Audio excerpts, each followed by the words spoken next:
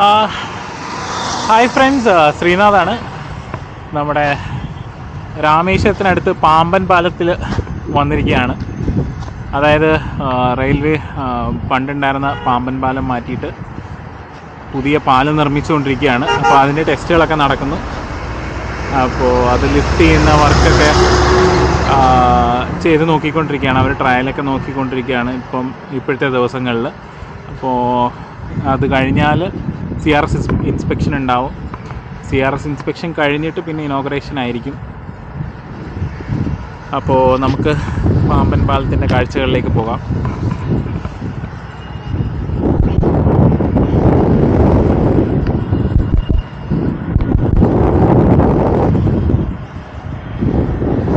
ഇത് നമ്മുടെ bay of ബംഗാളാണ്. അപ്പോൾ അത് കാണുന്നത് രാമേശ്വരം ഐലൻഡാണ്. അതായത് പാമ്പൻ ബസ് സ്റ്റോപ്പാണ് തൊട്ടടുത്ത് കാണുന്നത്. അത് സ്ഥിതി ചെയ്യുന്നതെന്ന് പറഞ്ഞാൽ രാമേശ്വരം ഐലൻഡിലാണ്. നമ്മുടെ ധനുഷ്കോടി രാമേശ്വരമൊക്കെ ഈ പറയുന്ന രാമേശ്വരം ഐലൻഡിലാണ് സ്ഥിതി ചെയ്യുന്നത്. ഈ ഐലൻഡിനെ നമ്മുടെ ഇന്ത്യൻ വൻകരയായിട്ട് ബന്ധിപ്പിക്കുന്ന പാലമാണ് ഈ പാമ്പൻ പാലം എന്ന് പറയുന്നത്.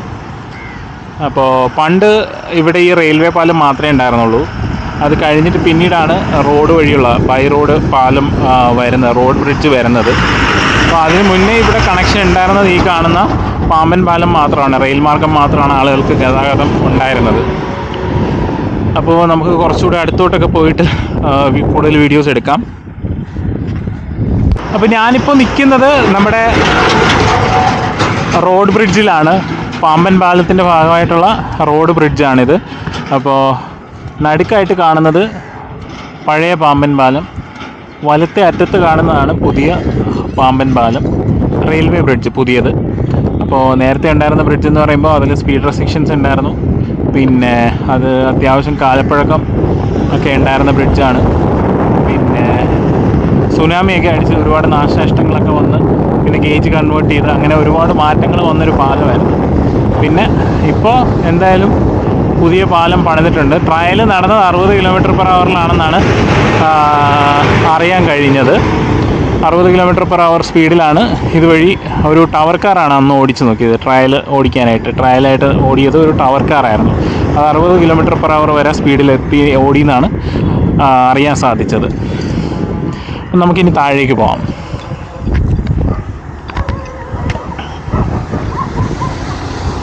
ഇവിടെ എല്ലാം എന്താ പറയുക, ബീച്ച് ഏരിയ ആണ്. നമ്മുടെ ഫിഷർമെൻ മത്സ്യബന്ധനത്തിന് പോകുന്നവരുടെ ബോട്ടുകളൊക്കെ എടുക്കുന്ന സ്ഥലങ്ങളുണ്ട്.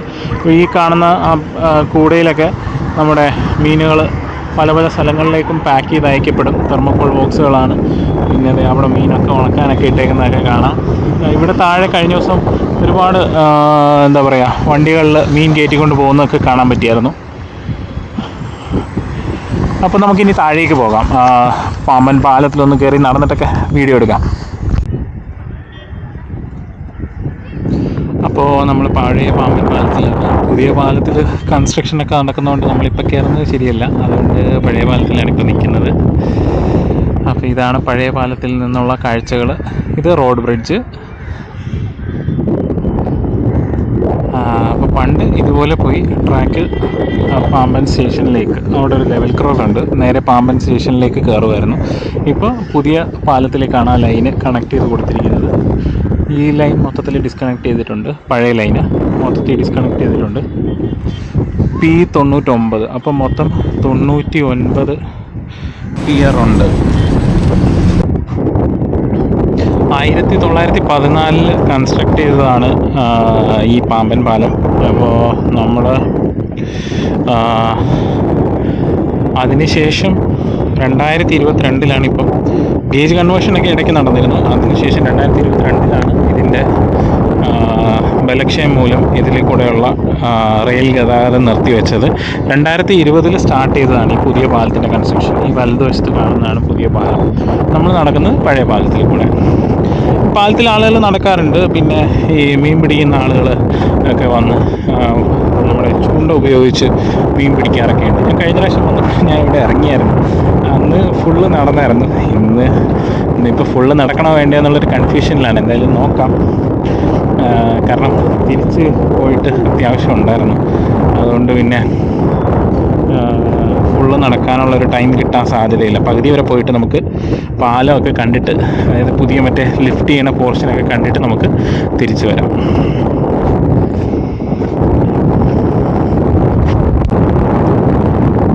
1988 ഈ കാണുന്ന റോഡ് ബ്രിഡ്ജ് കൺസ്ട്രക്ട് ചെയ്യുന്നത്.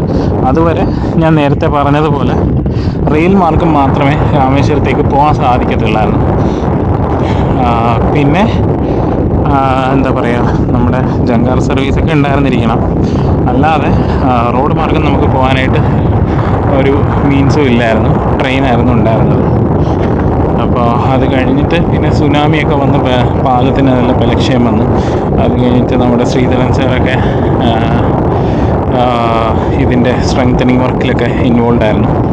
പിന്നെ എന്താ പറയുക, നമ്മുടെ ഗേജ് കൺവേർഷനും എല്ലാം അങ്ങനെ ആ സമയത്താണ് നടന്നത്. ഗേജ് കൺവേർഷന് ശേഷം പിന്നീട് 2022 ഇതിലെ ഗതാഗതം നിർത്തിവെക്കുന്നത്, റെയിൽ ഗതാഗതം നിർത്തിവെക്കുന്നത്. അപ്പോൾ പിന്നെ ഇവിടെ ഉള്ളൊരു പ്രത്യേകത എന്ന് പറഞ്ഞാൽ കാറ്റിൻ്റെ സ്പീഡ് നോക്കിയിട്ടാണ്, വിൻഡ് സ്പീഡ് നോക്കിയിട്ടാണ് ഈ പാലത്തിലേക്ക് കയറാനായിട്ട് നമ്മുടെ ട്രെയിനുകൾക്ക് സിഗ്നലൊക്കെ ലഭിക്കുക. കാറ്റ് ഒരു നിശ്ചിത അളവിൽ കൂടുതലാണെങ്കിൽ ട്രെയിനിന് സിഗ്നൽ കിട്ടത്തില്ല. ട്രെയിൻ അവിടെ പുറത്ത് ഒന്നെങ്കിൽ പാമ്പൻ സ്റ്റേഷനിലോ അല്ലെങ്കിൽ ഈ പറയുന്ന അപ്പുറത്തെ സൈഡിൽ നിന്ന് മണ്ഡപം സ്റ്റേഷനിലോ വെയിറ്റ് ചെയ്ത് കാറ്റ് കുറഞ്ഞതിന് ശേഷം മാത്രമേ സിഗ്നൽ കിട്ടത്തുള്ളൂ. അപ്പോൾ അങ്ങനത്തെ പ്രത്യേകതകളൊക്കെ ഉണ്ട് ഇവിടെ. ഇപ്പോൾ പുതിയ പാലത്തിലും അങ്ങനത്തെ സിഗ്നലിംഗ് സംവിധാനം തന്നെ ഉണ്ടെന്നാണ് അറിയുന്നത്. അതായത് കാറ്റ് ഒരു പരിധിയിൽ കൂടുതലാണെങ്കിൽ പാലത്തിലേക്ക് ട്രെയിനിന് കടക്കാനായിട്ട് സിഗ്നൽ കിട്ടത്തില്ല. അപ്പോൾ നമ്മൾ ഏകദേശം പാലത്തിൻ്റെ അടുത്തേക്ക് എത്തുന്നു. പാലം മീൻസ് ഞാൻ ഉദ്ദേശിച്ചത് ആ ലിഫ്റ്റ് ചെയ്യുന്ന പോർഷൻ്റെ അടുത്തേക്ക് നമ്മൾ എത്തുന്നു. ഇതാണ് പഴയതും പുതിയതും. പുതിയത് വെർട്ടിക്കൽ ലിഫ്റ്റ്, അതായത് പാലം മൊത്തത്തിൽ മുകളിലേക്ക് പൊങ്ങിപ്പോകും. ഈ ലിഫ്റ്റ് വരുന്നതിൻ്റെ കാര്യം എന്ന് വെച്ചാൽ നമ്മുടെ ഷിപ്പുകൾ അടിയിൽ കൂടെ പോകാൻ വേണ്ടിയിട്ടാണ് നമുക്ക് ഈ ലിഫ്റ്റ് ചെയ്യുന്ന ഭാഗം ഉപയോഗിക്കുന്നത്. അപ്പം നമ്മുടെ കപ്പലുകൾ പോകുന്ന സമയത്ത് ഇവർക്ക് ഇൻറ്റിമേഷൻ കൊടുത്ത് ഇവർ പാലം പൊക്കി വെച്ചിരിക്കും. അതുവഴി കപ്പലുകൾ സുഖമായിട്ട് കടന്നു പോകും. അങ്ങനെ പോയപ്പോൾ ഒരു കപ്പലോ ബാർജോ എന്തോ ഇടിച്ചിട്ട് ഈ പാലത്തിന് വീണ്ടും ബലക്ഷയമൊക്കെ ഉണ്ടായിട്ടുണ്ട്. അങ്ങനെയും ഒരു സംഭവം ഉണ്ടായിട്ടുള്ളതായിട്ട് ഞാൻ ഇങ്ങനെ കുറച്ചൊന്ന് റിസർച്ച് നടത്തിയപ്പോഴത്തേക്ക് ഇങ്ങനെ വായിച്ചു ഇതിനെപ്പറ്റി. അപ്പോൾ പുതിയ സംവിധാനം ആകുമ്പോഴത്തേക്കും ഇടിക്കേണ്ടതായിട്ടുള്ള, അതായത് കപ്പൽ നേരെ ചൊവ്വേ പോവുകയാണെങ്കിൽ ഇടിക്കേണ്ടതായിട്ടുള്ളൊരു സാഹചര്യം ഉണ്ടാവത്തില്ല. അപ്പോൾ അവിടെ നമ്മുടെ ഭരണ പതാകയുടെ ഡിസൈനിലൊക്കെ പാലത്തിൻ്റെ കൈവരിയൊക്കെ ഡിസൈൻ ചെയ്ത് വെച്ചിട്ടുണ്ട്. നമുക്ക് പതുക്കെ അങ്ങോട്ടേക്ക് നീങ്ങാം. മീൻ പിടിക്കുന്ന ആളുകളെയൊക്കെ നിങ്ങൾക്ക് കാണാം. വലയെറിഞ്ഞല്ല, ജസ്റ്റ് നമ്മുടെ ചൂണ്ട എറിഞ്ഞാണ് അവർ മീൻ പിടിക്കുന്നത്. പിന്നെ അവിടെ തൊട്ടപ്പോൾ കുറേ ദൂരെ ഞാൻ ഈ പാലത്തിലോട്ട് കയറിയ സ്ഥലത്ത് കണ്ടത് ഒരാൾ മറ്റേ നമ്മുടെ ഗൂഗിൾസൊക്കെ ഫിറ്റ് ചെയ്ത് അടിയിൽ പോയി ഏതാണ്ടൊക്കെ മീൻ പിടിക്കുന്നുണ്ടായിരുന്നു. എന്തായാലും കാഴ്ചകളൊക്കെ അടിപൊളിയാണ്. നമുക്ക് കുറച്ചുകൂടെ അടുത്തേക്ക് പോവാം.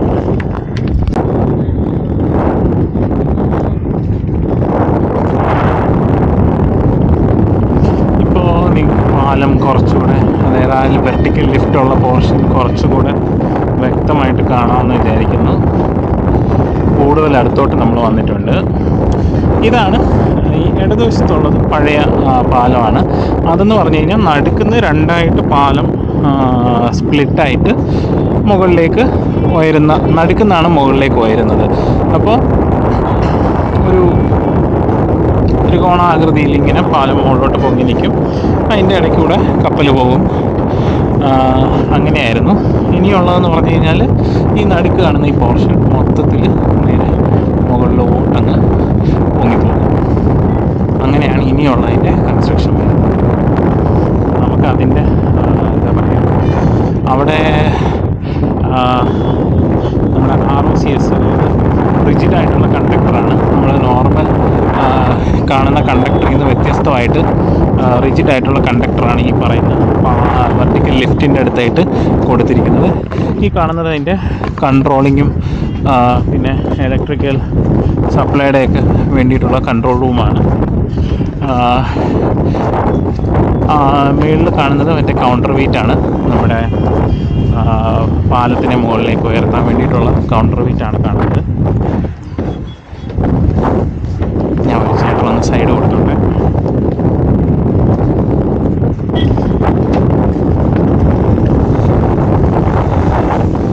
ഇതാണ് വെർട്ടിക്കൽ ലിഫ്റ്റ് പോർഷൻ. നമ്മുടെ പെയിൻറ്റിംഗ് ഒക്കെ നടക്കുന്നുണ്ട്. ഉടനെ തന്നെ ഇനോഗ്രേഷൻ കാണാം. CRS ട്രയൽസൊക്കെ കഴിഞ്ഞിട്ടായിരിക്കണം.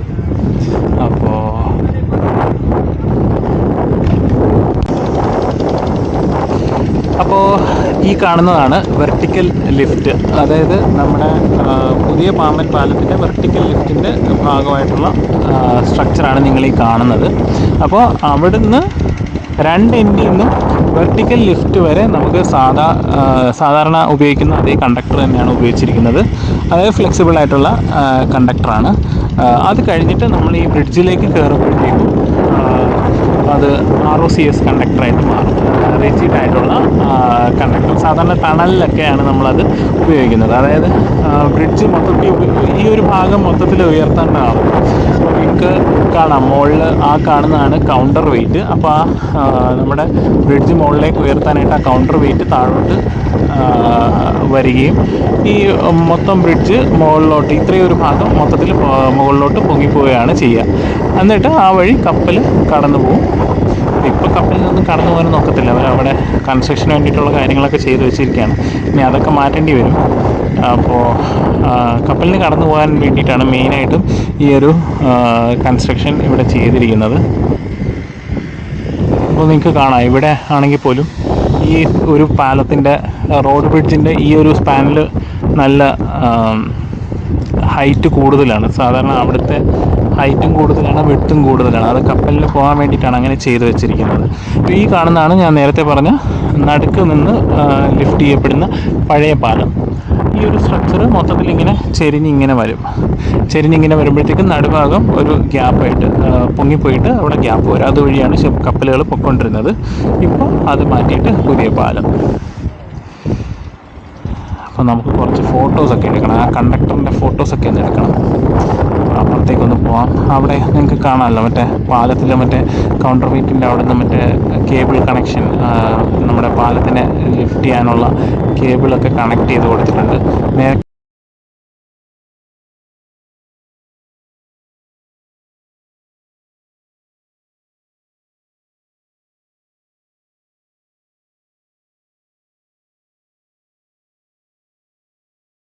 കഴിഞ്ഞ പ്രാവശ്യം വന്നപ്പോൾ ഇതൊന്നും കണക്ട് ചെയ്തിട്ടില്ലായിരുന്നു. പിന്നെ ഈ പെയിൻറ്റിംഗ് ഒക്കെ പുതിയതാണ്. ഈ ത്രിവർണ്ണ പതാകയുടെ ഒരു പാറ്റേണിൽ നമ്മുടെ അശോക ചക്രമൊക്കെ വെച്ച് ഡിസൈൻ ചെയ്തിട്ടുണ്ട് പാലത്തിൽ. അപ്പോൾ അതൊക്കെ ഒന്ന് ഫോട്ടോയൊക്കെ പകർത്തണം.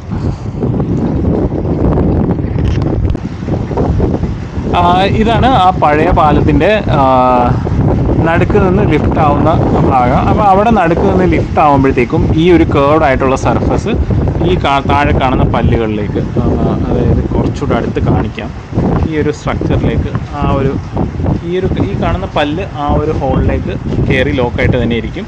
അപ്പോൾ ഈ ഒരു സ്ട്രക്ചർ മൊത്തത്തിൽ ചെരിഞ്ഞിങ്ങി വരും. അപ്പം നമ്മുടെ നടുക്കുള്ള ഭാഗം അങ്ങ് ഉയർന്നു പോകും. അതങ്ങനെയായിരുന്നു പണ്ടത്തെ ലിഫ്റ്റ് സംവിധാനം ഉപയോഗിച്ചുകൊണ്ടിരുന്നത്. പക്ഷേ ഇപ്പോൾ ആ സംവിധാനം മാറിയിട്ട് ആ കാണുന്ന വെർട്ടിക്കൽ ലിഫ്റ്റ്, പാലം മൊത്തത്തിൽ മുകളിലേക്ക് പൊങ്ങിപ്പോകുന്ന സംവിധാനം. അപ്പോൾ നമ്മുടെ ത്രിവർണ്ണ പതാകയുടെ ഡിസൈനിൽ എല്ലാം സെറ്റ് ചെയ്തിട്ടുണ്ട്. നല്ല രസമുണ്ട് കാണാൻ. അപ്പോൾ നിങ്ങളെ ഈ കാഴ്ചകളൊക്കെ ഒന്ന് കാണിക്കാമെന്ന് വിചാരിച്ചാണ് ഇങ്ങോട്ട് വന്നത്.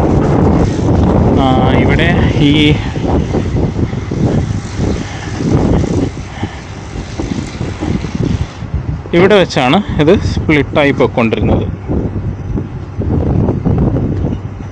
ഈ ഒരു ഭാഗത്ത് വെച്ചായിരുന്നു സ്പ്ലിറ്റായി പോയിക്കൊണ്ടിരുന്നത്. രണ്ടായിട്ട് പൊങ്ങിപ്പോകുന്നത് ഇവിടെ വെച്ചായിരുന്നു. അതിൻ്റെ ഭാഗമായിട്ടുള്ള ലോക്കുകളും കാര്യങ്ങളൊക്കെ നിങ്ങൾക്ക് കാണാം.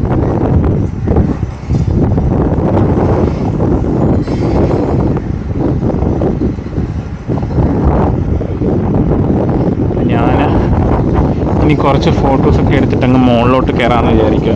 ചിലപ്പം ഇവർ ഈ ഒരു ലിഫ്റ്റ് ഇന്ന്, അതായത് ഈ ഒരു ബ്രിഡ്ജിൻ്റെ പോർഷൻ ഇന്ന് ലിഫ്റ്റ് ചെയ്യാൻ സാധ്യതയുണ്ടെന്ന് കേൾക്കുന്നു. കഴിയുമെങ്കിൽ അതിൻ്റെ ഒരു വീഡിയോയും കൂടെ എടുക്കണം. ലേറ്റായാൽ പറ്റത്തില്ല, കാരണം നാളെ ഒരു യാത്രയുണ്ട്. അപ്പോൾ രാത്രി തന്നെ വീട്ടിൽ ചെന്ന പാടെ ഏറെ ഒന്ന് ഫ്രഷായിട്ട് അടുത്ത യാത്ര തുടങ്ങേണ്ടതായിട്ടുണ്ട്. അതുകൊണ്ട് ഒരുപാട് നേരം നിൽക്കാൻ പറ്റില്ല. എന്നാലും പരമാവധി നിന്നിട്ട് തന്നെ പോകാമെന്ന് തന്നെയാണ് വിചാരിക്കുന്നു.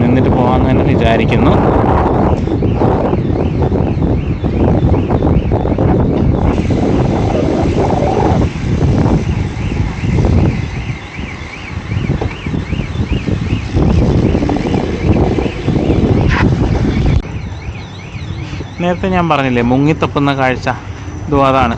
അവരെന്തോ തരം മീനിനെയോ എന്തോ പിടിക്കാൻ വേണ്ടിയിട്ടാണ് അവർ മുങ്ങിത്തപ്പുന്നത്. അതിൻ്റെ അകത്ത് ഗോഗിൾസൊക്കെ വെച്ചിട്ടുണ്ട്.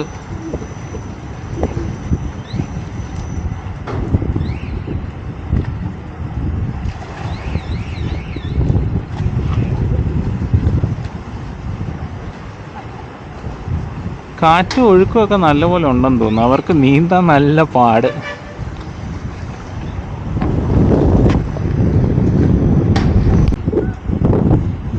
അപ്പം നമ്മൾ ഇപ്പുറത്തെ സൈഡിലെത്തി. പാമ്പൻ പുതിയ പാലം, ഇടതുവശത്ത് വലതുവശത്ത് നമ്മൾ നിൽക്കുന്നത് പഴയ പാലം. ഇത് റോഡ് ബ്രിഡ്ജ്.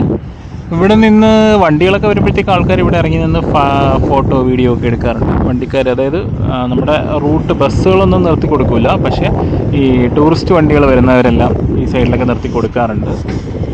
പിന്നെ അതുപോലെ നമ്മുടെ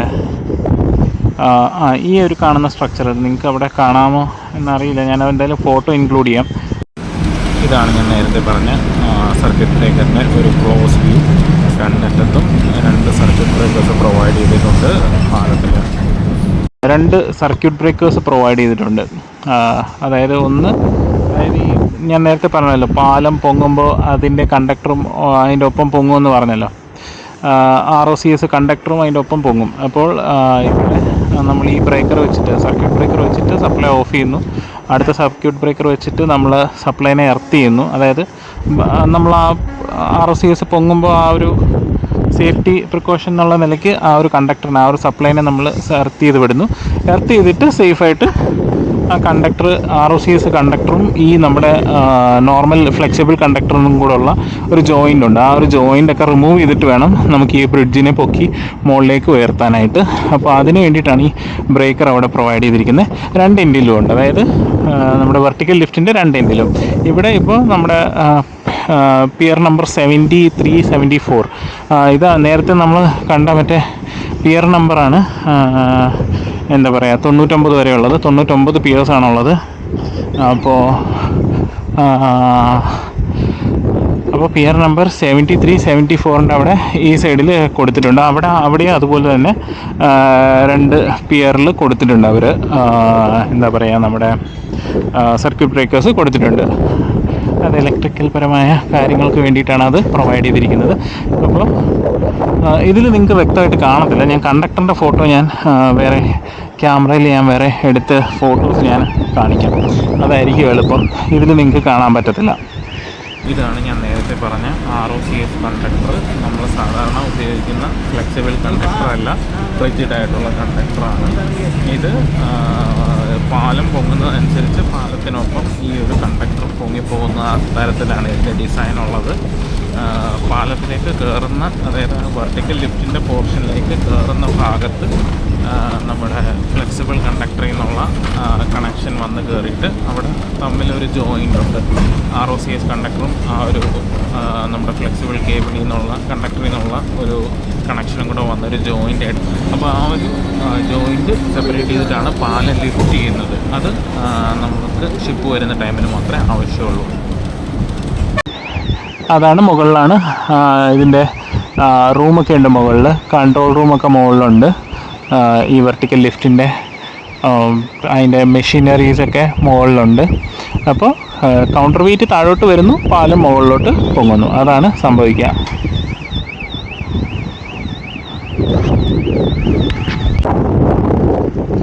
അപ്പോൾ ബ്രിഡ്ജ് റെഡി ആയിക്കൊണ്ടിരിക്കുകയാണ്. ടെസ്റ്റുകളൊക്കെ നടക്കുന്നേ ഉള്ളൂ. ഇനോഗ്രേഷൻ ഇനിയും വൈകും.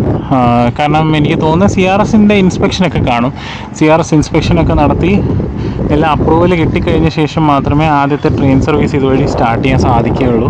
പിന്നെ രാമേശ്വരത്താണെങ്കിൽ എനിക്ക് തോന്നുന്നത് വർക്കുകൾ നടക്കുകയാണ്. അതായത് പ്ലാറ്റ്ഫോമൊക്കെ ഒരുവിധം എല്ലാം പൊളിച്ചിട്ട് എനിക്ക് തോന്നുന്നു നമ്മുടെ അമൃത് ഭാരതിൻ്റെ കൺസ്ട്രക്ഷൻ അവിടെ നടക്കുന്നുണ്ട്. അപ്പോൾ ഹെവി വർക്ക് നടക്കുകയാണ്.